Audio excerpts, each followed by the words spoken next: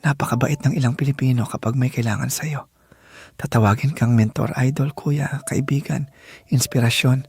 Pero kapag nakilala na sila, kapag may pera na at kapag hindi ka na nila kailangan, bigla kang mawawala sa kwento.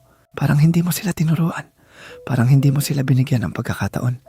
Take it from me. Marami akong tinulungan, pero wala na ako sa kwento. Ito ang Pocology. Mga katotohanang ayaw marinig ng mga taong sanay magkunwari. Lumaki ang pangalan. Lumiit ang pagkatao. Lagi nating ipinagmamalaki na mabait at matulungin ang Pilipino. Pero kailangan nating tanungin, mabait ba talaga? O mabait lang kapag may kailangan?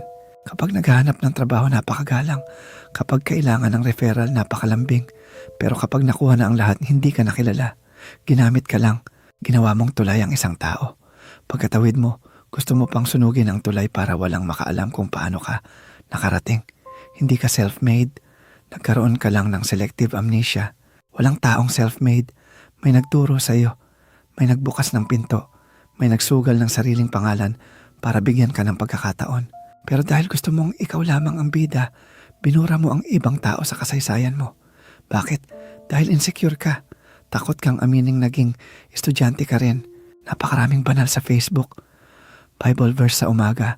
Pero pagkatapos mag-post diretso sa group chat para manira ng kapwa. Nagsisimba pero walang utang na loob. Hindi relihiyon ang problema. Ang problema ay ginagamit ang relihiyon bilang costuming ng masamang ugali. Ang tunay na pananampalataya ay nasa karakter, hindi sa caption. Sa politika pareho rin. Tayo ang bansang gustong magbago ang lahat, maliban sa sarili natin. Fan club ang sinalihan mo, hindi demokrasya. Kayo ang nawalan ng dignidad. Kahit sa ibang bansa, dala pa rin ang inggit at siraan. Nasa London o Tokyo ka na, pero ang kaisipan mo naiwan sa lumang ugali. Passport lang ang nagbago, hindi ang pagkatao. Nakita ko ito. Binigyan ko sila ng platform at tiwala, pero pagkatapos nilang makilala, ako pa ang naging kontrabida. Bago mo sila singilin ang katotohanan, uunahan ka nilang sirain. Apat ang dahilan: insecurity, inggit, pakinabang at takot. Hindi lahat ng tumatawag sa iyong mentor ay estudyante. Ang iba gumagamit lang ng hagdan. Sa mga taong binura ako sa kwento nila, makinig kayo. Hindi ako galit dahil naging matagumpay kayo. Pero huwag ninyong baluktutin ang kasaysayan. Huwag ninyong yurakan ang kamay na tumulong sa inyo. Maaari ninyong baguhin ang interview at public image ninyo. Pero hindi ninyo mababago ang katotohanan.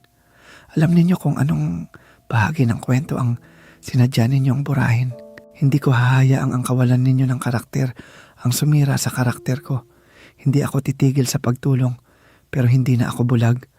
Ang pasasalamat ay karakter. Ang pagkilala ay katapatan. Ako si Pochulo de Leon Gonzalez, the voice master.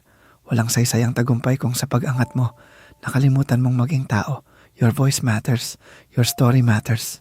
Great day. Mabuhay.